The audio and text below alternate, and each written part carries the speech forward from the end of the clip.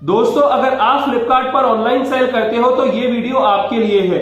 Flipkart seller panel पर हम sellers को कुछ इश्यूज अक्सर देखने को मिल जाते हैं, जिसको देखकर हम सेलर्स काफी ज्यादा परेशान हो जाते हैं, लेकिन एक्चुअल में वो इश्यूज जो है फ्लिपकार्ट एंड पर होते हैं और हम सेलर्स उस इश्यू को रिजॉल्व करने के लिए कुछ भी नहीं कर सकते।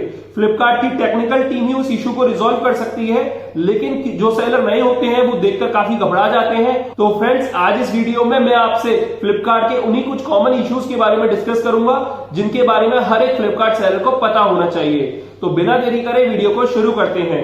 नमस्कार दोस्तों, मेरा नाम है हिमांशु, आप सबका स्वागत है मेरे यूट्यूब चैनल ई सेलिंग ज्ञान में। तो आइए वीडियो शुरू करते हैं। दोस्तों, पहला इशू है ऑर्डर स्टक ड्यूरिंग प्रोसेसिंग। आज 5 जनवरी 2021 है जब मैं ये वीडियो शूट कर रहा हूं, और मेरे साथ ये इशू 4 जनवरी 2021 को ही हुआ था।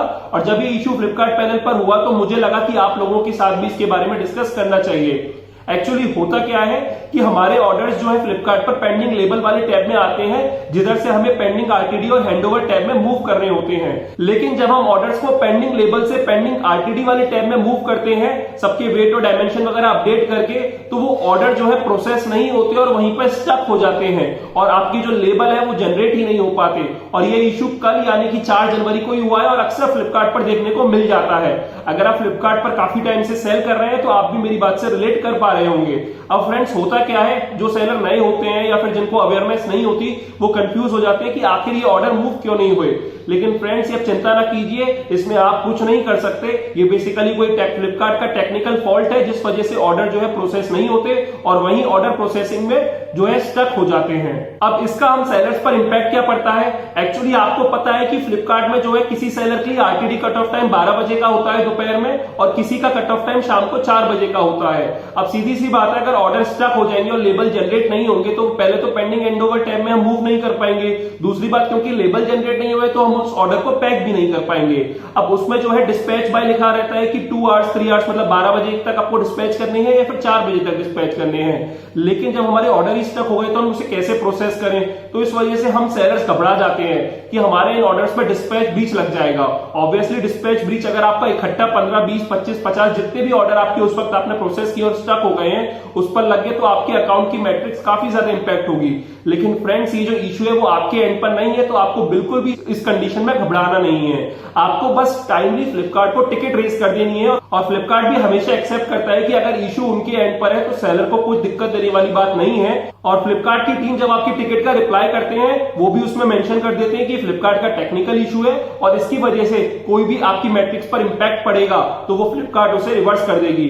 लेकिन फ्रेंड्स, हम सेलर्स को अपनी तरफ से एक काम जरूर करना है कि हमें स्क्रीनशॉट लेके फ्लिपकार्ट को टिकट रेज कर देनी है फ्लिपकार्ट पर, क्योंकि अगर हमने वो टाइमली नहीं किया और कल को डिस्पैच ब्रीच लग गए तो फ्लिपकार्ट अगर आपसे प्रूफ मांगता है और आपके पास अगर प्रूफ नहीं हुआ तो हो सकता है फ्लिपकार्ट उसको रिवर्ट ना करे। देखिए फ्रेंड्स, हमें किसी भी कंडीशन में रिस्क नहीं लेना है। हमें अपने एंड से अगर कोई इशू फ्लिपकार्ट एंड पर चल रहा है तो उसका प्रूफ अपने पास हमेशा रखना है, क्योंकि फ्लिपकार्ट ने अगर कल को डिनाई कर दिया बिना प्रूफ के मैट्रिक्स को रिवर्ट करना तो काफी ज्यादा आपको लॉस होगा। इसलिए अगर कोई भी इशू फ्लिपकार्ट टेक्निकल एंड पर है तो आपको उसका प्रूफ रखना है, क्योंकि कल को जब आप टिकट रेज करो तो उसमें वो proof as an attachment show कर सको। तो अगर आपको जो ऑर्डर स्टक हो गए प्रोसेसिंग में, उन ऑर्डर्स पर आरटीडी ब्रीच भी लगता है तो फ्लिपकार्ट टीम उसको रिवर्ट कर देती है। हाँ, रिवर्स करने में 3-4 दिन का उनको समय लगता है, क्योंकि वो बोलते हैं कि वो रिवर्स तो तुरंत कर देंगे, लेकिन वो पैनल पर रिफ्लेक्ट करने में 3 से 4 दिन लेगा। फ्रेंड्स, दूसरा कॉमन इशू है pickup reattempt incorrectly marked. Friends, आप फ्लिपकार्ट पर डेली के कुछ ऑर्डर डिस्पैच करते होंगे और पिकअप बॉय को हैंडओवर करते होंगे। अब बाय मिस्टेक पिकअप बॉय से कोई पैकेट जो है रास्ते में मिस हो जाता है, तो जब वो वेयरहाउस जाके पैकेट को स्कैन करेगा तो उसमें एक प्रोडक्ट कम आएगा ऑब्वियसली, क्योंकि वो उससे मिस हो गया है। तो वो ऐसा शो करता है कि वो प्रोडक्ट उसने पिक ही नहीं किया है और उस पर पिकअप रीअटेम्प्ट मार देता है। अब हम सेलर अपने एंड पे ये सोचते हैं कि हमने तो पिकअप बॉय को सारे ही पैकेट दिए थे, तो एक पैकेट पे पिकअप रीअटेम्प्ट कैसे दिखा रहा है? तो फ्रेंड्स, इस कंडीशन में आपके पास जो मैनिफेस्ट है वही एक प्रूफ की तरह काम करता है, और आपको जो है फ्लिपकार्ट पैनल पर टाइमली जो है टिकट रेज करनी पड़ती है और मैनिफेस्ट का जो फोटो है वो अपलोड करना पड़ता है, जिससे कि फ्लिपकार्ट टीम उसे वेरीफाई करके आपका जो पिकअप रीअटेम्प्ट इनकरेक्टली मार्क्ड हुआ है उसको रिवर्ट कर दे। फ्रेंड्स, आप मानकर चलिए कि आपके पास आज 50 ऑर्डर आए थे और आपने 50 ऑर्डर डिस्पैच किए हैं, लेकिन आप अगले दिन पैनल पर देखते हो कि 2 ऑर्डर पर तो पिकअप रीअटेम्प्ट लग रहा है, तो आप ये सोचोगे कि मैंने तो 50 ऑर्डर दिए थे, अब 2 ऑर्डर पर पिकअप रीअटेम्प्ट का मतलब कि आपको वो 2 ऑर्डर दोबारा से पिकअप बॉय को देने हैं, जो कि आप एक दिन पहले ही दे चुके हो। तो इस वजह से आपको उसके अगेंस्ट टिकट रेज करनी होती है। कहीं कहीं ना कहीं वो पैकेट पिकअप बॉय से मिसिंग हुआ होगा और आपने जो 50 पैकेट पिकअप बॉय को दिए थे उसके लिए आपके पास जो प्रूफ होता है वो मैनिफेस्ट होता है जिसपे पिकअप बॉय साइन करके जाता है। तो इसलिए आपको ध्यान रखना है कि अगर कोई भी इनकरेक्ट पिकअप रीअटेम्प्ट आपके पैनल पर लगता है तो आपको टाइमली जो है उसके अगेंस्ट टिकट रेस करनी है ताकि जो पिकअप रीअटेम्प्ट है वो रिवर्स हो सके और आपका लॉस होने से बच जाए। तीसरा कॉमन इश्यू है image uploading while listing creation. Friends, जब आप फ्लिपकार्ट पर न्यू प्रोडक्ट लिस्ट करते हो तो कभी कभार आपने देखा होगा कि इमेज ही अपलोड नहीं हो पाती है। हम सोचते हैं कि हमारी इमेज में कोई प्रॉब्लम है या फिर उसका पिक्सल ज्यादा है जिस वजह से वो अपलोड नहीं हो पा रही है और हम उसके जो डायमेंशन है वो चेंज करके दोबारा से अपलोड करने की कोशिश करते हैं, लेकिन फिर भी वो अपलोड नहीं हो पाती है। तो फ्रेंड्स, मैंने देखा है कि फ्लिपकार्ट के एंड पर कभी कभी ये टेक्निकल इश्यू चलता है जिस केस में सेलर जो है कोई भी प्रोडक्ट लिस्ट नहीं कर पाता क्योंकि इमेज ही अपलोड नहीं हो पाती है।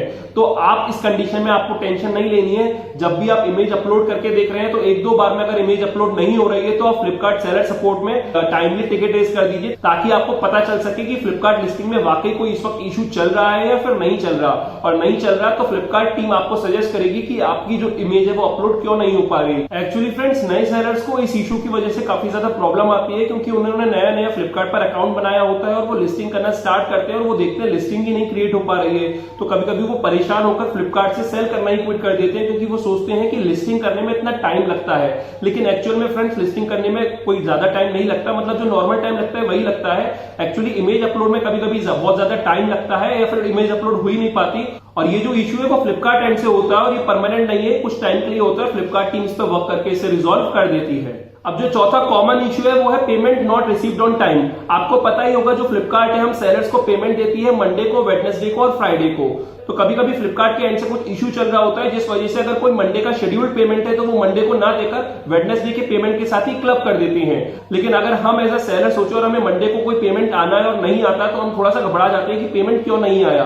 तो इस वजह से आपको परेशान नहीं होना है। जब फ्लिपकार्ट पर आप सेल कर रहे हो तो आपको ये तो बिल्कुल ही चिंता नहीं करनी है कि पेमेंट नहीं आएगा, पेमेंट तो आ ही जाएगा। आपको बस थोड़ा सा टाइमली अगर पेमेंट नहीं आता है तो आपको सेलर सपोर्ट में एक बार टिकट रेस कर देना है और कभी कभी जो मंडे का पेमेंट है वो वेडनेसडे को और वेडनेसडे का पेमेंट जो फ्राइडे को और फ्राइडे का पेमेंट मंडे को, ऐसा हो जाता है। नॉर्मली ऐसा नहीं होता लेकिन कभी कभी ऐसा हमें देखने को मिल जाता है कि जो पेमेंट है जिस दिन आना है उस दिन ना आके उसकी जो नेक्स्ट डे जब भी वो पेमेंट आएगा उसी के साथ क्लब होकर आता है। तो फ्रेंड्स, बस इस वीडियो में मैंने आपके साथ ये 4 कॉमन इश्यूज डिस्कस किए जो कि फ्लिपकार्ट पैनल पर हमें देखने को अक्सर मिलते रहते हैं। तो आपको इनसे घबराना नहीं है और कोई भी इश्यू आए इन चारों में से तो आपको बस टिकट रेस कर देनी है ताकि आपके अपने एंड से आप एक काम कर लो ताकि कल को कोई इश्यू आए तो आप एक प्रूफ के तौर पर दिखा सको कि हमने तो टाइमली टिकट रेस कर दी थी। और वैसे ही इश्यू फ्लिपकार्ट एंड पर होते हैं तो फ्लिपकार्ट इसे इजीली एक्सेप्ट भी कर लेता है और आपको जो भी अगर मैट्रिक्स पर कोई इंपैक्ट पड़ता है तो उसे रिवर्ट कर देता है। तो उम्मीद करता हूं कि आपको ये वीडियो अच्छी लगी होगी और हेल्पफुल रही होगी। और भी अगर फ्यूचर में मुझे कुछ इश्यूज दिमाग में आएंगे जो कि फ्लिपकार्ट पैनल पर मुझे देखने को मिलेंगे तो मैं आपके साथ जरूर डिस्कस करूंगा। अगर वीडियो अच्छी लगी हो तो इस वीडियो को लाइक कर दीजिएगा। अगर आपको लगता है कि वीडियो किसी और के लिए भी हेल्पफुल हो सकती है तो उसके साथ ये वीडियो जरूर शेयर कीजिएगा। और अगर आप मेरे चैनल पर नए हैं और पहली बार आए हैं तो इस चैनल को सब्सक्राइब कर दीजिएगा क्योंकि मैं ऐसी ही ऑनलाइन सेलिंग से जुड़ी वीडियोस अपने चैनल पर लाता रहता हूं। फिलहाल अभी के लिए मैं चलता हूं। Thank you.